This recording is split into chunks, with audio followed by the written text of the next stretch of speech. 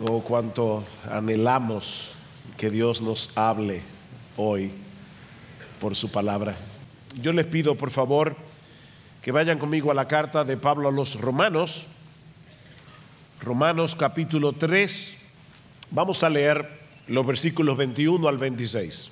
Pero ahora, aparte de la ley, la justicia de Dios ha sido manifestada, atestiguada por la ley y los profetas, es decir, la justicia de Dios por medio de la fe en Jesucristo para todos los que creen, porque no hay diferencia por cuanto todos pecaron y no alcanzaron la gloria de Dios, siendo justificados gratuitamente por su gracia, por medio de la redención que es en Cristo Jesús, a quien Dios exhibió públicamente como propiciación por su sangre a través de la fe, como demostración de su justicia, porque en su tolerancia Dios pasó por alto los pecados cometidos anteriormente, para demostrar en este tiempo su justicia, a fin de que Él sea justo y sea el que justifica al que tiene fe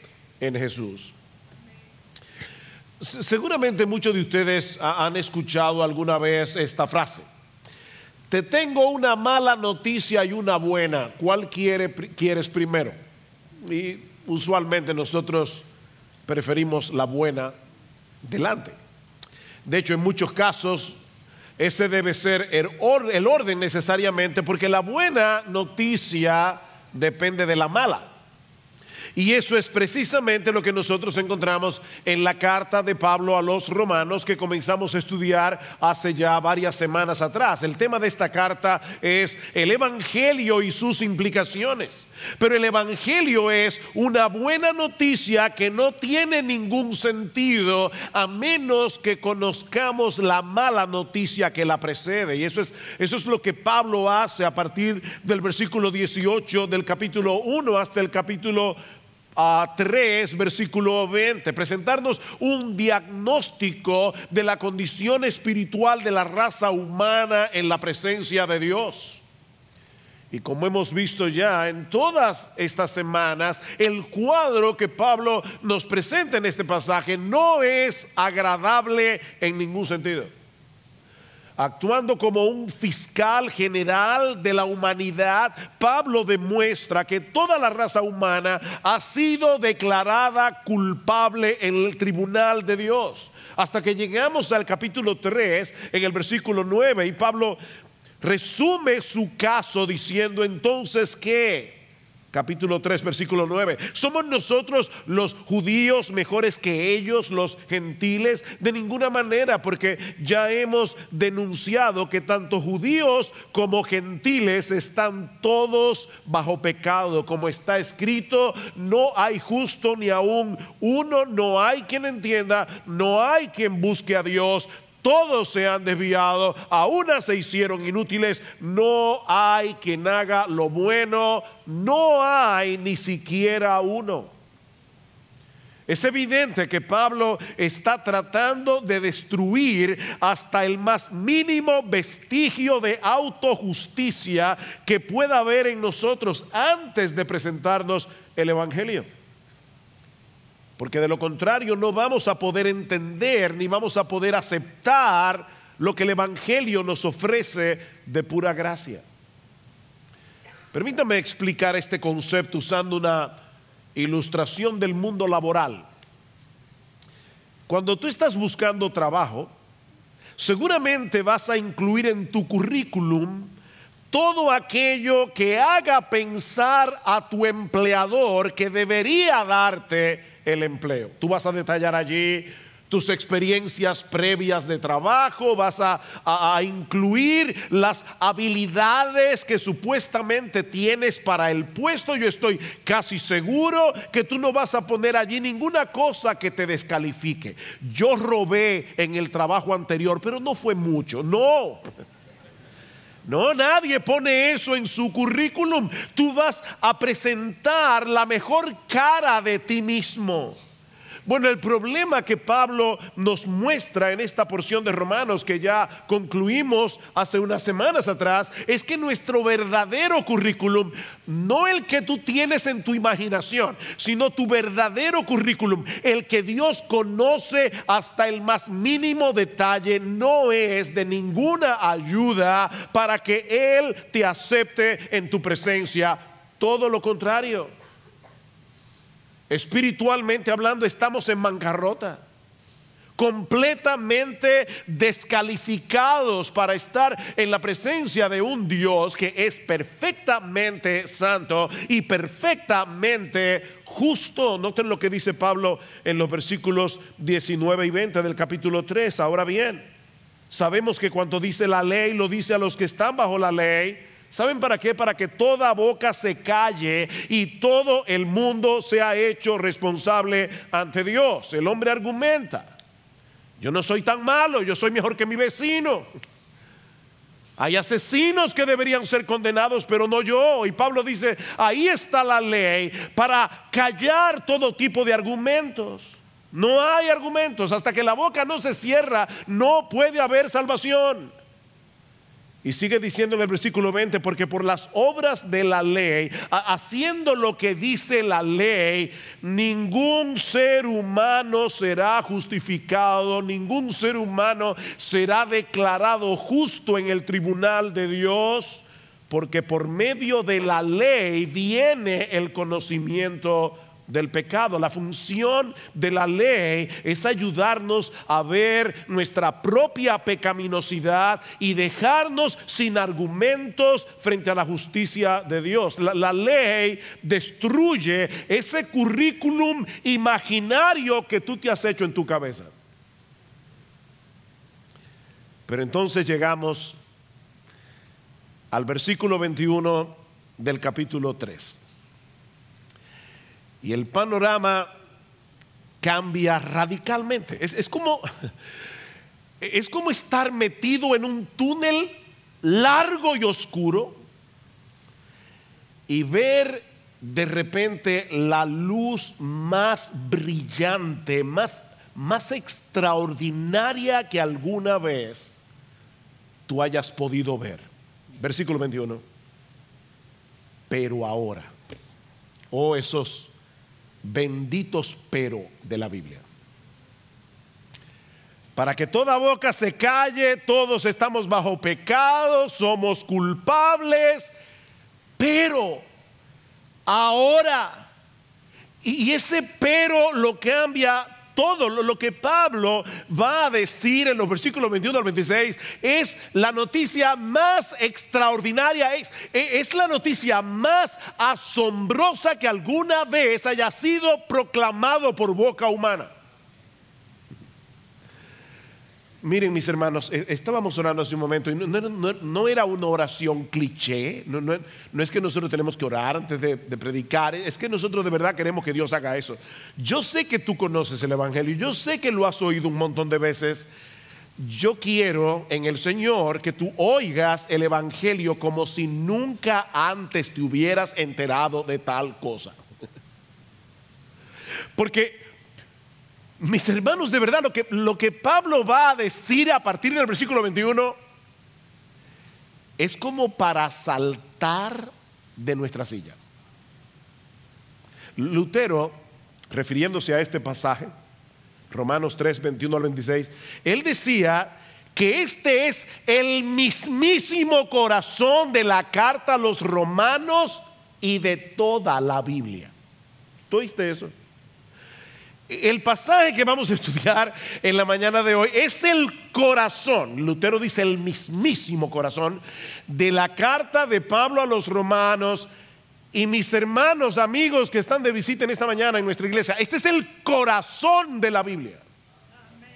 Así de importante es este pasaje, porque Pablo va a resolver en estos 6 versículos el gran dilema de la salvación. Y aquí está el dilema.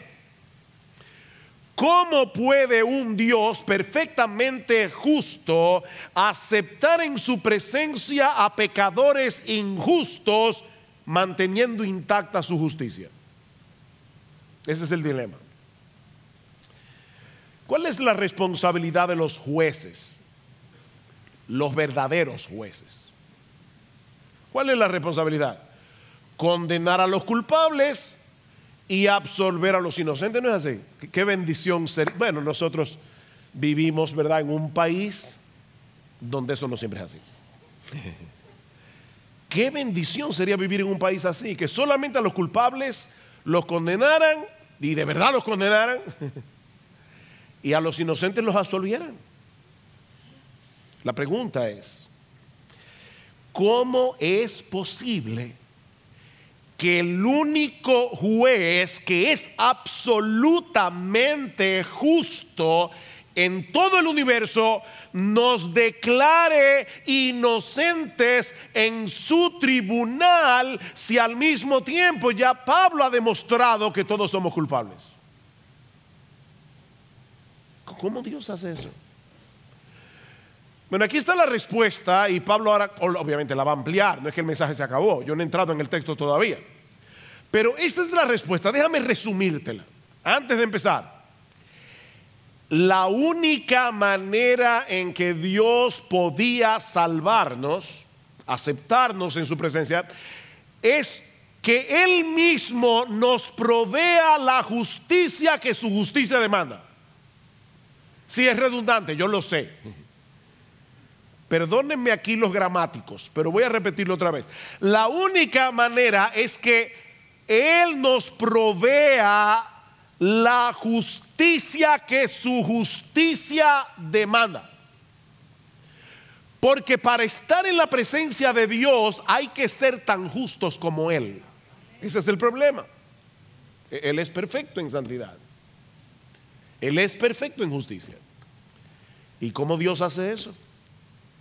Bueno, hay 5 cosas aquí en el pasaje, voy a verlas rápidamente. En primer lugar, Pablo nos dice en nuestro texto que Dios ha hecho un despliegue de su justicia en el Evangelio, la cual es ofrecida aparte de la ley. Dios ha hecho una manifestación, un despliegue de su justicia que es aparte de la ley. Vean el versículo 21 otra vez. Pero ahora, aparte de la ley, la justicia de Dios ha sido manifestada, atestiguada por la ley y por los profetas. En medio del panorama tan oscuro que Pablo nos acaba de presentar de la condición humana, y habiendo ya declarado, como vimos, que en el mundo no hay justo, una sola persona que sea justa, ahora Pablo nos dice que Dios ha decidido hacer un despliegue de su justicia al darnos esa justicia aparte de la ley. Aparte de la ley. ¿Qué hace la ley en el Antiguo Testamento? Bueno, la ley contenía mandamientos, contenía rituales, contenía ceremonias, pero Pablo está diciendo que la justicia que Dios ha manifestado en el Evangelio no tiene nada que ver con ninguna de esas cosas. No tiene que ver con ceremonias, no tiene que ver con rituales, no tiene que ver con lo que tú hagas o dejes de hacer. Eso es lo que Pablo está diciendo, es esa parte de la ley. Aparte de la ley.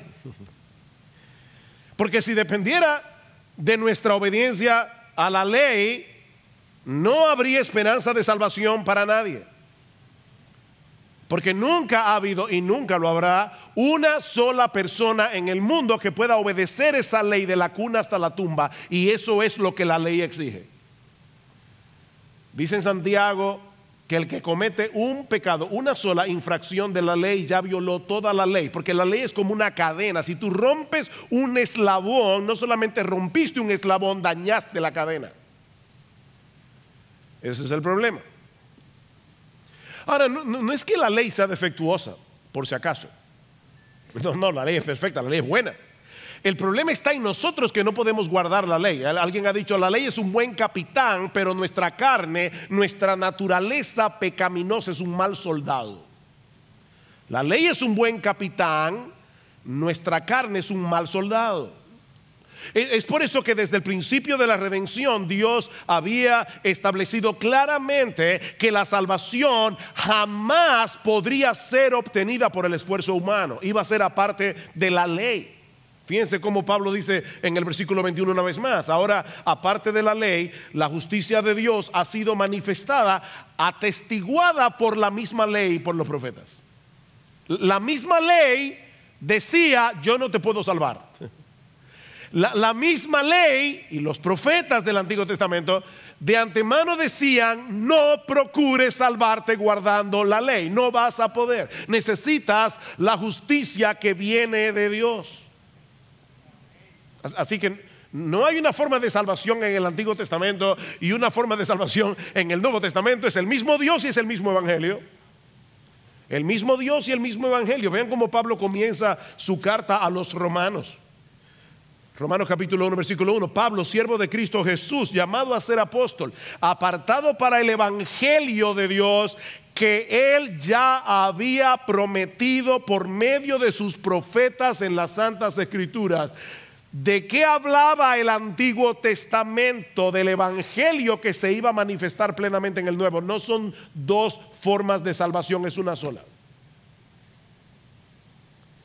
Cualquier persona que hubiera leído con atención y con entendimiento el Antiguo Testamento se habría dado cuenta que Dios estaba prometiendo proveer una justicia que no podemos alcanzar por nuestros méritos.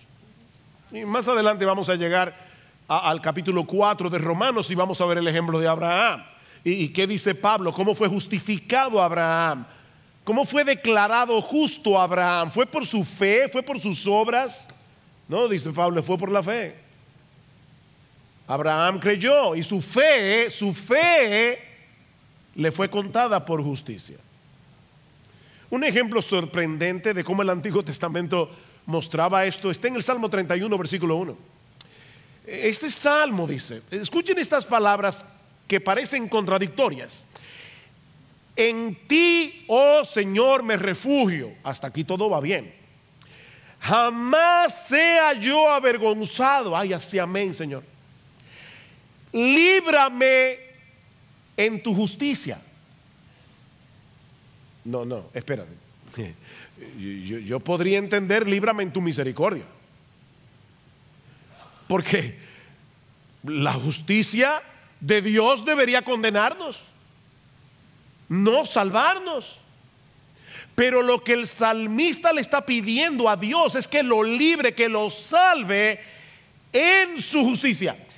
Él se está refugiando en ese Dios perfectamente justo, porque él sabe, el salmista sabía que de alguna manera Dios lo iba a librar en su justicia, que su justicia sería el instrumento que Dios iba a usar, no para condenarlo, sino para salvarlo. Claro, David no sabía lo que tú y yo sabemos ahora, cómo fue que Dios hizo eso, pero él sabía que de alguna manera Dios en su justicia lo iba a salvar. Ahora, ¿cómo puede ser eso posible? Bueno, Pablo lo explica en el versículo 22 y eso nos lleva a nuestro segundo encabezado. Ya dijimos que esta justicia es aparte de la ley. Ahora Pablo da un paso más adelante y nos dice que esta justicia que Dios le provee al pecador se obtiene por medio de la fe en Jesucristo. Por medio de la fe en Jesucristo. Es decir, versículo 22, ahí está la explicación. La justicia de Dios, no la tuya ni la mía, porque esa no vale nada. La justicia de Dios por medio de la fe en Jesucristo para todos los que creen.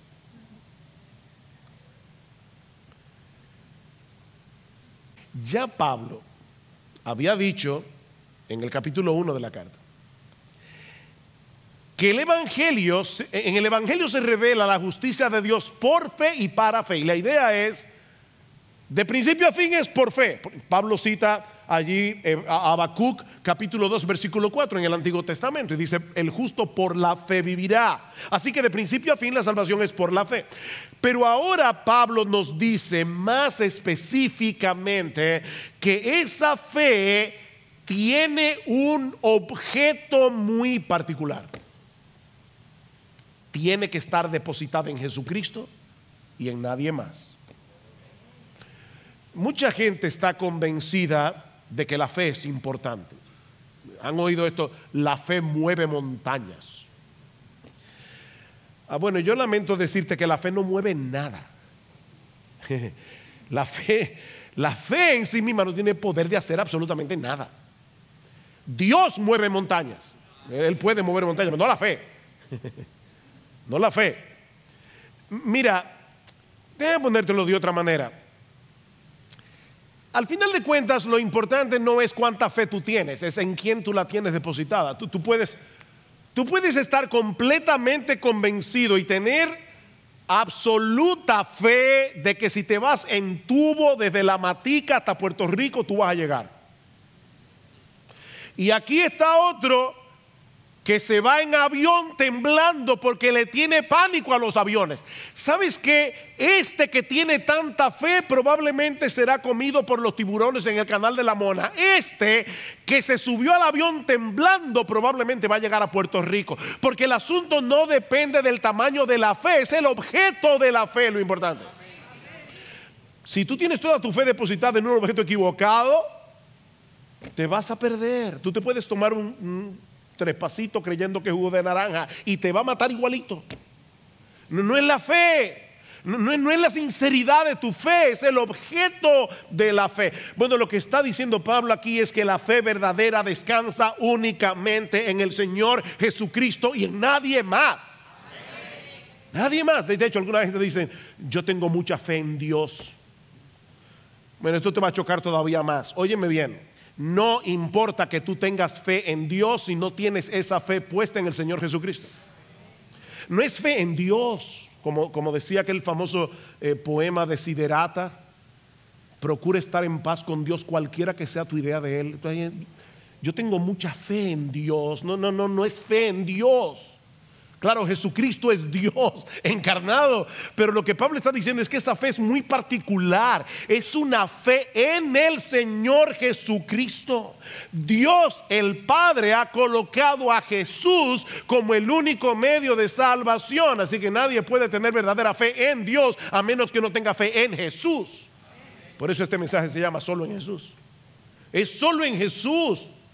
La fe verdadera consiste en transferirle a Jesús toda la confianza que tú tienes puesta en otra cosa, en tu decencia, en tu moral, en tu religión, en tu iglesia, cualquier cosa. Es transferirle esa confianza únicamente a Jesús. Recuerda que Dios solo puede aceptar una justicia que sea igual a la suya para poder aceptarnos en su presencia, y esa justicia se encuentra únicamente en el Dios encarnado, nuestro Señor Jesucristo. Él es perfecto en justicia porque siempre obedeció toda la ley en toda su extensión. En otras palabras, nuestro precioso Señor, en cada microsegundo de su existencia, Él amó a Dios el Padre con todo su corazón, con toda su alma, con toda su mente, con todas sus fuerzas, y al prójimo como a sí mismo. Cada microsegundo de su existencia. Ni tú ni yo podemos hacer eso.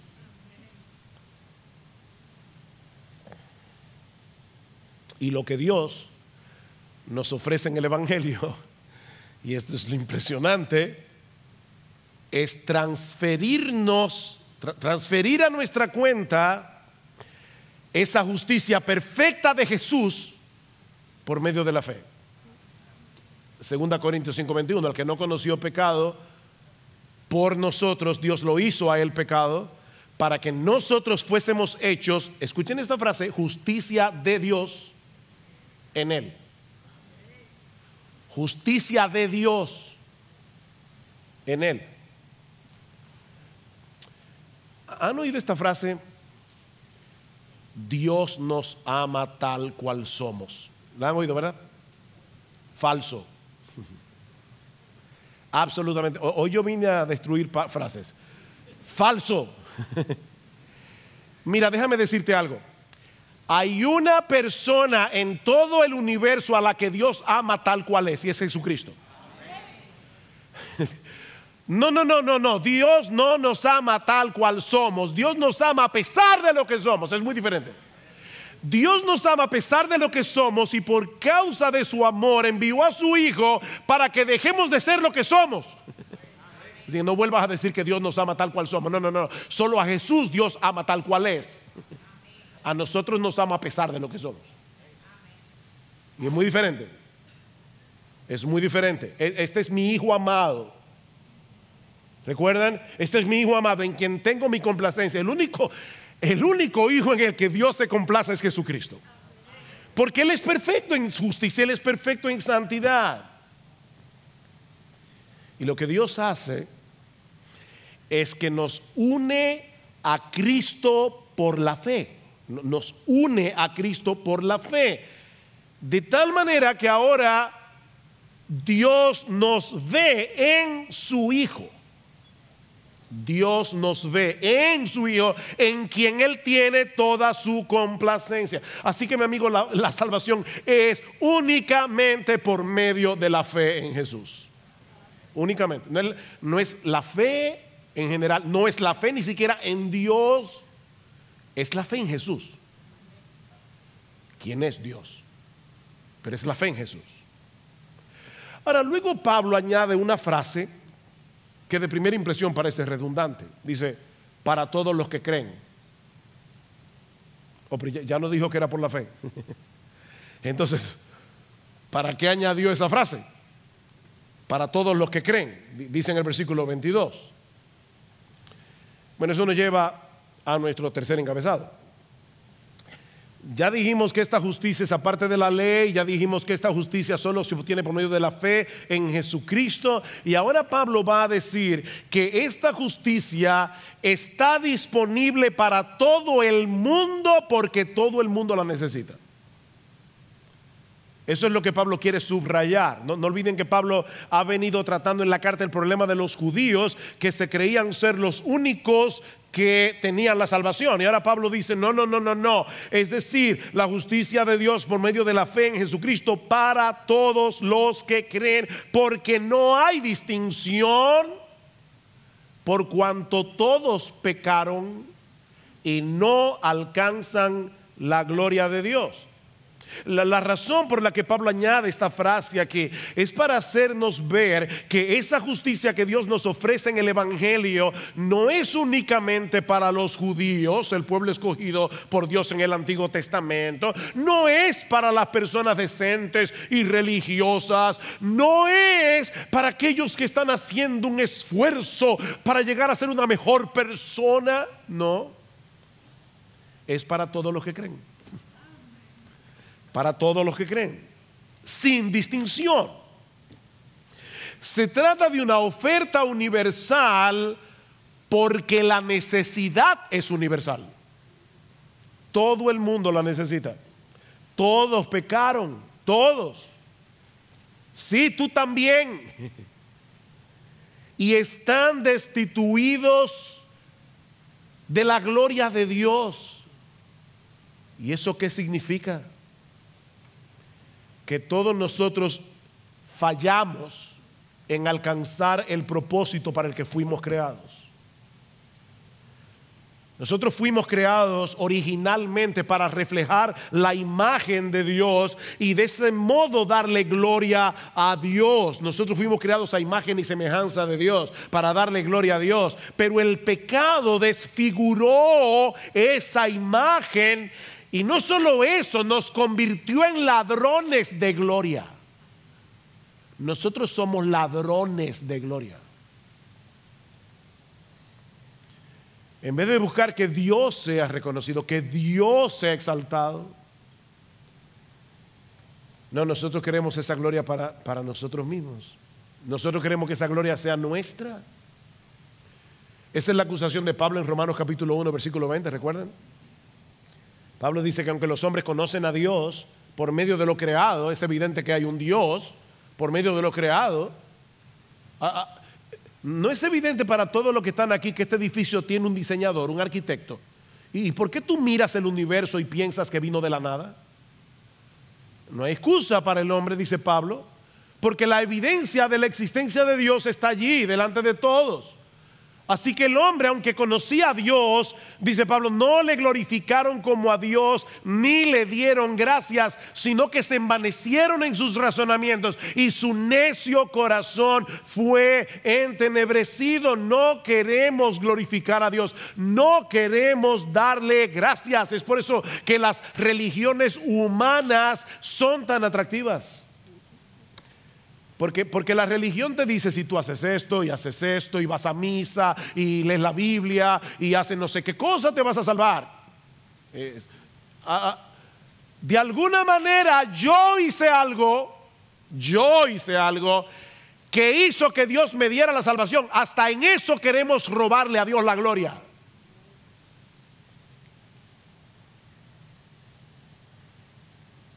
Esa es la gran tragedia de la raza humana.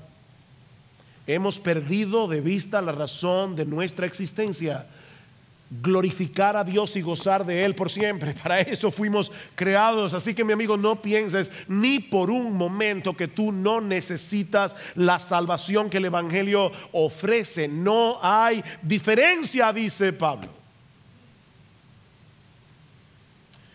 Alguien lo dijo en una forma más dramática de lo que yo puedo decirlo. Escucha esto: la prostituta, el mentiroso, el asesino están privados de esa gloria, y tú también. Tal vez, dice este autor, tal vez ellos están en el fondo de una mina y tú en la cima de los Alpes, pero estás tan lejos como ellos de poder tocar las estrellas. ¿Ves el punto? Allá nosotros vemos a la prostituta, a los asesinos, a los narcotraficantes. Tú te ves en la cresta de los Alpes. Sí, si te comparas con la prostituta, parece que estás alto. Pero si te comparas con las estrellas, estás en el mismo punto.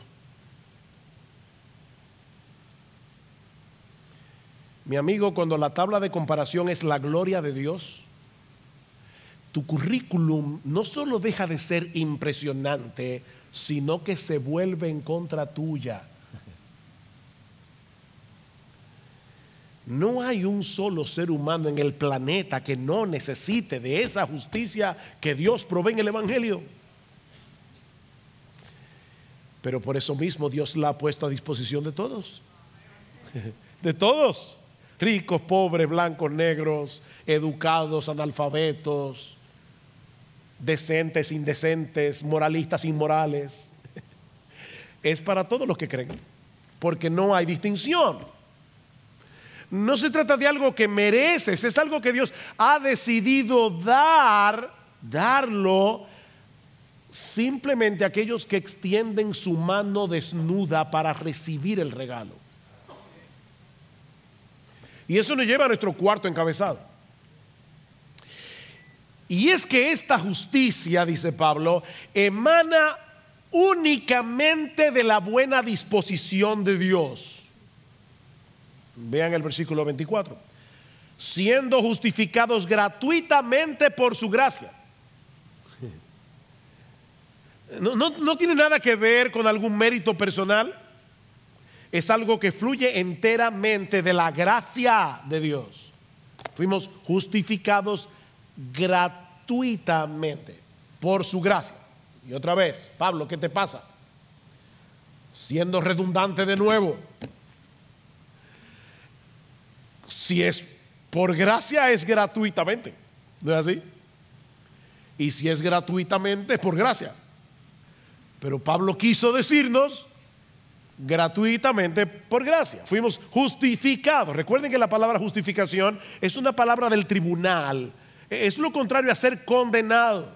O sea, Pablo está diciendo, fuimos absueltos en el tribunal de Dios gratuitamente por gracia. Ok, estas dos frases, dos palabras gratuitamente, por gracia, apuntan hacia dos direcciones diferentes. La palabra gratuitamente es exactamente la misma palabra griega que aparece en Juan, en el Evangelio de Juan, capítulo 15, en el versículo 25, donde dice del Señor Jesucristo que Él fue odiado sin causa me aborrecieron. Aquí está la palabra.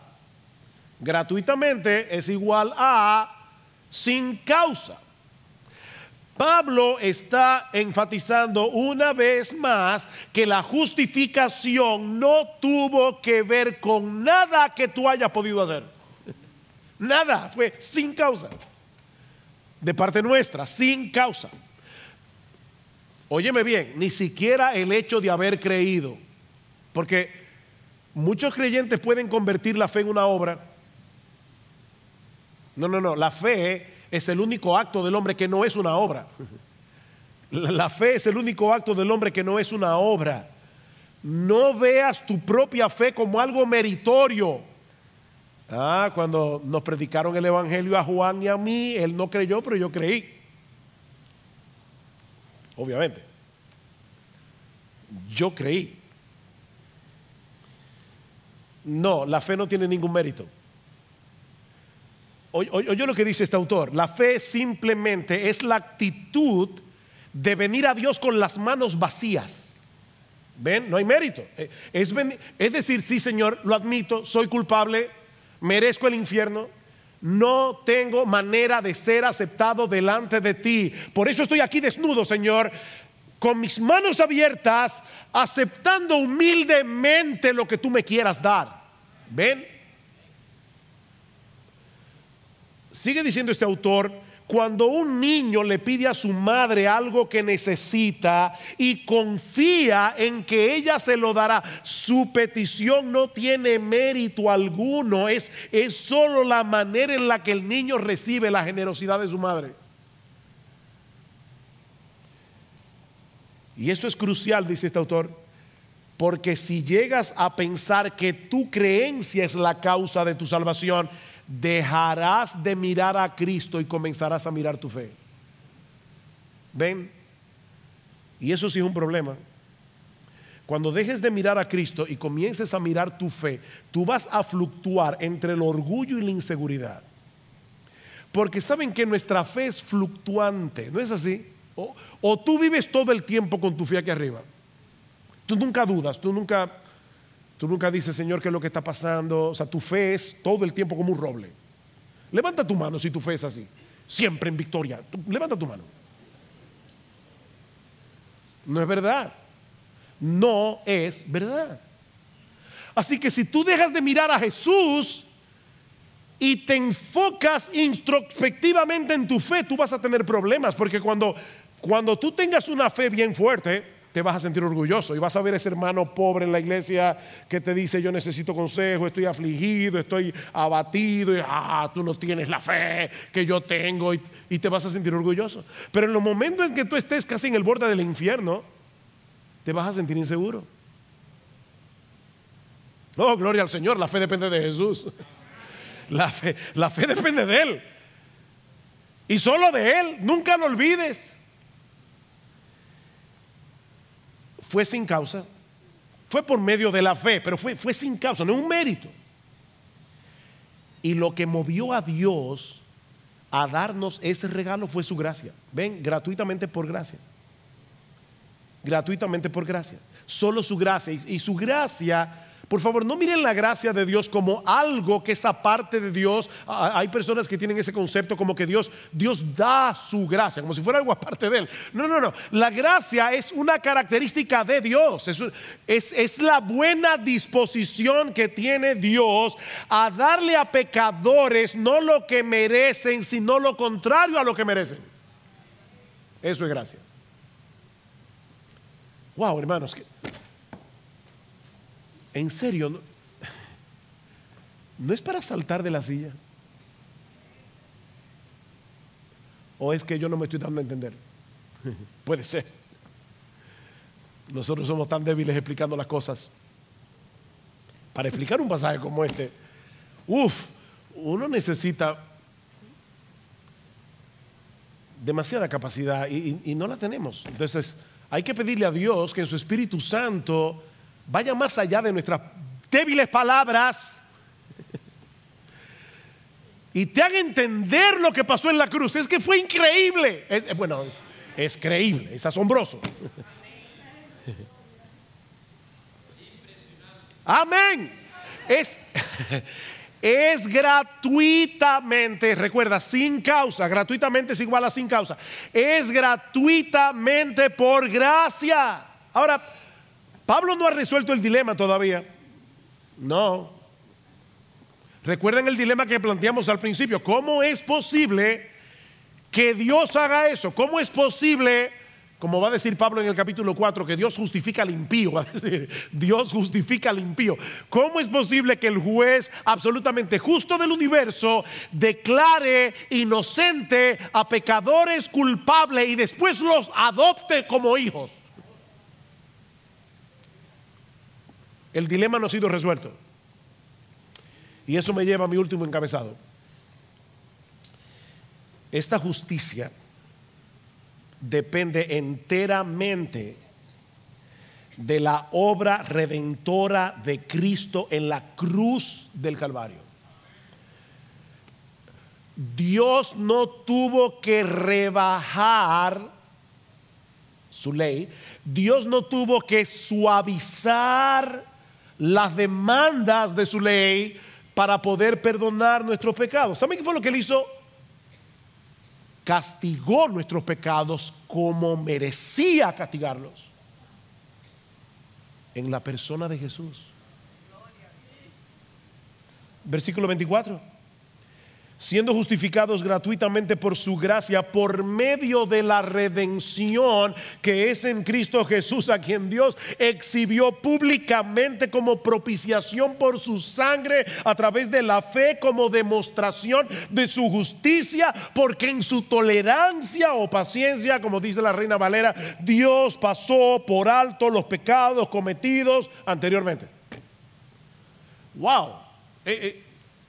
Yo necesito 10 sermones para explicar esto. Pablo está usando aquí 3 palabras teológicas que son importantes. El evangelio es un diamante tan precioso, tiene tantas caras este diamante, que una sola palabra no lo explica. Pablo ha hablado de justificación, ahora está hablando de redención, de propiciación. La justificación tiene que ver con el tribunal. Es una declaración legal. Fuimos declarados justos en el tribunal de Dios. Pero ahora Pablo nos dice que también fuimos redimidos. Redimidos. La palabra redención tiene que ver con el mercado de esclavos.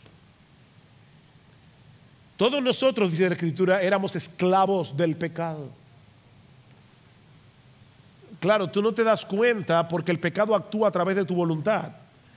Y por lo tanto tú crees que eres libre cuando pecas, porque cuando pecas estás haciendo lo que quieres hacer. Y es verdad que estás haciendo lo que quieres hacer, pero el pecado está influyendo en tu querer para que peques.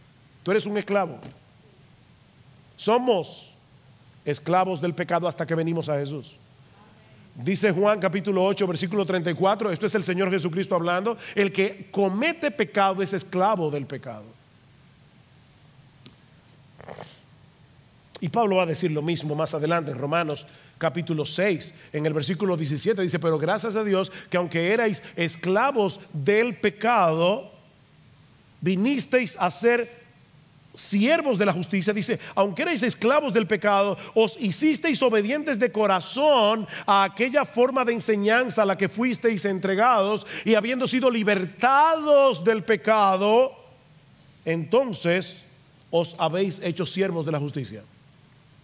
Éramos esclavos del pecado. Cristo nos libertó de esa esclavitud. Él pagó nuestra deuda con la justicia de Dios y al mismo tiempo rompió la cadena que nos ataba al pecado. Él nos compró. Él fue al mercado de esclavos y nos compró, nos libertó al precio de su sangre, para que ahora tú y yo que somos cristianos seamos exclusivamente suyos. ¿O ignoráis? Dice Pablo en 1 Corintios 6, 19. ¿O ignoráis que vuestro cuerpo es templo del Espíritu Santo, el cual está en vosotros, el cual tenéis de Dios, y que no sois vuestros? No sois vuestros, porque habéis sido comprados por precio. Glorificad pues a Dios en vuestro cuerpo y en vuestro espíritu, los cuales son de Dios. Él te compró a precio de su sangre. El otro término que Pablo usa es propiciación. Y este término causa mucho problema a la gente en el día de hoy, porque significa aplacar la ira. No. El Dios en el que yo creo es un Dios de amor. Y el mío también. Pero al mismo tiempo es un Dios de justicia y por lo tanto es un Dios de ira. ¿Tú crees que sería amoroso que los jueces dominicanos sacaran libres a todos los narcotraficantes? Qué amoroso, ¿verdad? No, eso no sería justo. Eso no sería justo. El crimen debe ser castigado. De hecho, lo hemos dicho un montón de veces. El que no ama tampoco tiene, el que no tiene ira, perdón, tampoco tiene amor. Es imposible tener amor sin ira. ¿Cómo tú me puedes decir a mí que tú amas a los niños y al mismo tiempo te es indiferente ver que hay personas que abusan de ellos? Eso debería indignarte. Es imposible tener amor sin ira. Amor sin ira es indiferencia. Eso no es amor. Y Dios, no es que Dios es un ser malhumorado, rabioso, de mal genio, que hay que andar de puntilla. No vaya a ser que un día le dé una rabia y decida borrarnos del mapa. No es de esa rabia ciega que estamos hablando aquí. La ira de Dios es el aborrecimiento justo e infinito que Él experimenta hacia el pecado y que lo mueve a castigar al pecador. Dios no puede dejar el pecado sin castigo, porque eso no sería justo. Y un Dios que no es justo ya no es Dios. Pero es aquí precisamente donde el Evangelio se torna de verdad impresionante. La Santísima Trinidad, Dios el Padre, Dios el Hijo, Dios el Espíritu Santo, en común acuerdo decidieron que Dios el Hijo, Dios, no olviden esa palabra, Dios el Hijo, tomara nuestro lugar en la cruz del Calvario para recibir sobre Él toda la ira de Dios que tú y yo merecíamos por nuestros pecados. Por eso alguien decía, la cruz es el lugar donde el juez entra en juicio. El juez se sienta en el banquillo de los acusados. Por el puro afecto de su voluntad, Dios decidió amar a los objetos de su ira y remover su ira de ellos, volcándola en su Hijo. Eso es lo que leíamos en Isaías 53. Todos nosotros nos descarriamos como ovejas, cada cual se apartó por su camino, mas Jehová cargó en él el pecado de todos nosotros. Él herido fue por nuestras rebeliones, molido por nuestros pecados. El castigo de nuestra paz fue sobre él y por su llaga fuimos nosotros curados. Oh, wow.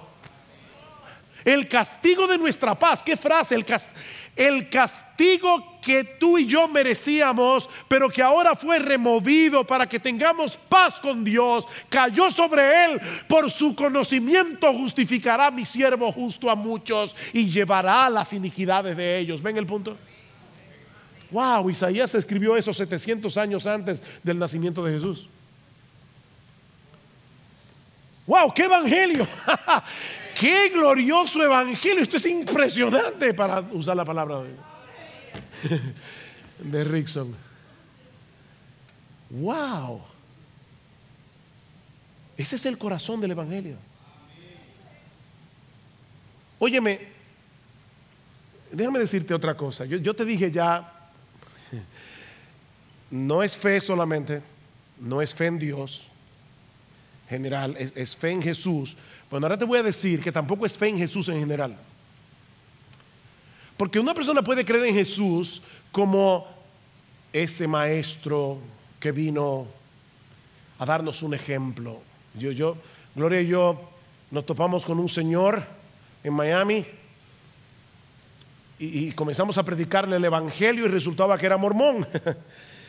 y yo le hice varias preguntas: ¿qué tú crees acerca de Jesús? Y dice, oh wow, para mí Jesús es como lo máximo. Yo trato de vivir según el ejemplo de Jesús. Y yo le decía, el problema es que ni tú ni yo podemos seguir ese ejemplo. Entonces, oye bien, no es tener fe en Dios, ni siquiera es tener fe en Jesús en sentido general. No, mira el versículo 25 otra vez. A quien Dios exhibió públicamente como propiciación por su sangre a través de la fe. En otras palabras, es creer en ese Jesús que sustituyó al pecador en la cruz del Calvario. Esa es la fe. Es creer en Jesús como el Cordero que fue inmolado por nuestros pecados. Todos los sacrificios del Antiguo Testamento no eran más que una representación de ese sacrificio que el Señor Jesucristo iba a llevar a cabo en la cruz. Por eso es que Pablo dice al final del versículo 25 que Dios en su tolerancia pasó por alto los pecados cometidos anteriormente. ¿De qué está hablando Pablo aquí? Pablo lo que está diciendo es que la salvación de Abraham, de Moisés, de David, de José, de Daniel, de todos los creyentes del Antiguo Testamento fue porque Dios en su paciencia esperó el sacrificio de su Hijo para borrar sus pecados. La salvación de Moisés, de Abraham, de Daniel, de David no dependía de los animales sacrificados. Eso fue perdón a crédito. Perdón a crédito. Dios en su paciencia decidió perdonarlos porque Él sabía que esa tarjeta iba a ser pagada. No fueron los animales, dicen Hebreos. No, los animales no pueden borrar pecados. Fue la sangre de Jesucristo. Y Dios en su paciencia esperó hasta que llegara su Hijo y fuera muerto en esa cruz. Y dice Pablo, y de esa manera Él hizo una sorprendente exhibición de su justicia. ¿Se dieron cuenta las veces que Pablo dice eso? Versículo 21, pero aparte de la ley, la justicia de Dios ha sido manifestada. Versículo 25, a quien Dios exhibió públicamente como propiciación por su sangre a través de la fe, como demostración de su justicia. Versículo 26, para demostrar en este tiempo su justicia. Pablo está diciendo, ¿tú quieres saber qué tan justo es Dios? Mira la cruz. Ahí está la demostración. Ahí están los fuegos artificiales de la justicia de Dios. El dilema resuelto. El dilema ya fue resuelto. El juez del universo no tuvo que poner de lado su justicia, no tuvo que diluir las demandas de su ley para perdonar a pecadores culpables. No, todos esos pecados fueron castigados en la persona de Jesús para que Él sea el justo. Dios sigue siendo justo y el que justifica al que tiene fe en Jesús.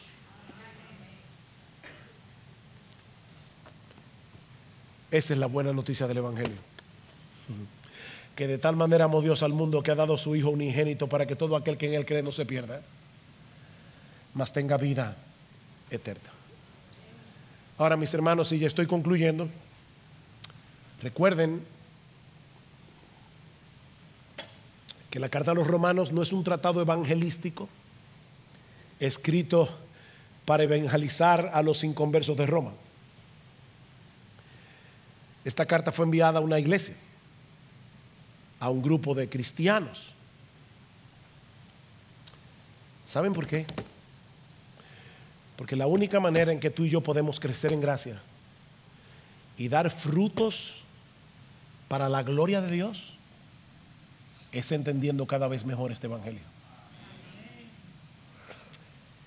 A donde Pablo va a llegar es a Romanos 12. Os ruego, hermanos, por las misericordias de Dios.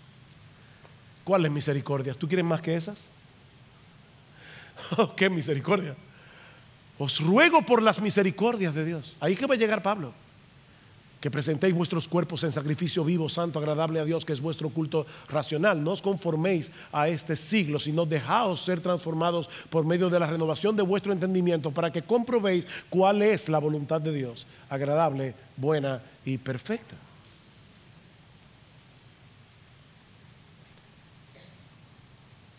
Si la salvación es un regalo de Dios, aparte de cualquier obra humana, mi hermano, tú y yo no tenemos nada de qué gloriarnos. Si hay algo que debería distinguir a un cristiano es su humildad. No tenemos nada de qué gloriarnos. Dicho, ahí va a llegar Pablo, versículo 28, porque concluimos, dice, versículo 27, ¿dónde está pues la jactancia? Queda excluida. ¿Por cuál fe? ¿Por cuál ley? ¿Por la de las obras? No, sino por la ley de la fe. ¿Dónde está la jactancia? Miembro de IBCJ, ¿tú crees que tú eres mejor que los que están afuera porque tú estás aquí adentro?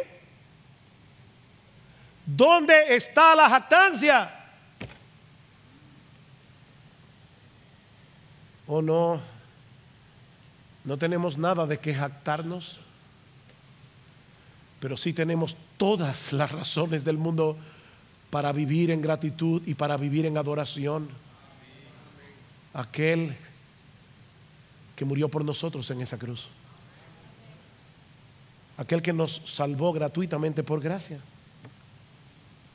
La salvación es del Señor, de principio a fin, y por lo tanto solo Él merece toda la gloria.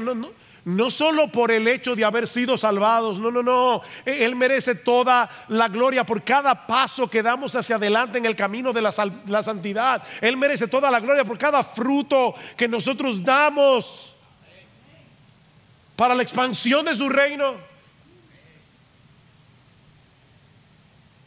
Bueno, ya Marcos predicó de eso la semana pasada. Sol y Deo gloria. Sol y Deo gloria. Mas por Él estáis vosotros en Cristo Jesús, el cual nos ha sido hecho por Dios sabiduría, justificación y redención, para que, como está escrito, el que se gloríe en el Señor. Oh, mi amado hermano, no deberíamos nosotros vivir con el corazón encendido, con fuego del altar, en admiración por Jesucristo. O si tu corazón está frío en esta mañana, pídele a Dios que te lo encienda. Oh Señor, usa este evangelio, Señor, para que yo solo viva para ti. Pero si tú estás aquí sin Cristo en esta mañana, yo te ruego, no abandones este lugar sin arreglar tus cuentas con Dios. No lo hagas aferrándote por la fe a ese bendito Salvador que murió por nuestros pecados. Porque si la salvación es un regalo de Dios, aparte de cualquier obra humana, entonces tú puedes ser salvado ahora. En este mismo instante. No tienes que tratar de mejorar tu currículum. No lo hagas. No trates de mejorar tu currículum a ver si Dios te acepta finalmente en su presencia. Oh no, ven a Cristo, mi amigo, y ven ahora ven a Cristo. Pídele que tenga misericordia de ti. Pídele que transforme tu corazón de piedra en un corazón de carne. Pídele que te abra los ojos para que veas tu pecado, pero para que lo veas a Él como un bendito, glorioso, exaltado Salvador. Oh, la razón, mi amigo, por la que Él tuvo que venir a salvarnos es porque nadie puede salvarse a sí mismo. Solo Cristo salva, y Él salva por medio de la fe. Recuerda, tú necesitas justificación, redención, santificación, y no puedes hacer ninguna de esas cosas. propiciación.